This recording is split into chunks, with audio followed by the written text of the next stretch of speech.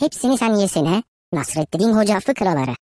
Nasreddin Hoca zengin, obur ve açgözlü bir Akşehirli ile beraber Konya'ya gidiyormuş. Yolda acıktıkça yanlarındaki azıklarını çıkarıp yemeye oturuyorlarmış. Hoca daha bir iki lokma yemeden adamazın hepsini midesine bir güzel indiriyormuş. Adam yolda sürekli kazanmaktan, yemekten, içmekten bahsediyormuş. Derken Konya'ya gelmişler. Ekmeklerini yeni pişirmiş, bir yandan fırından çıkaran.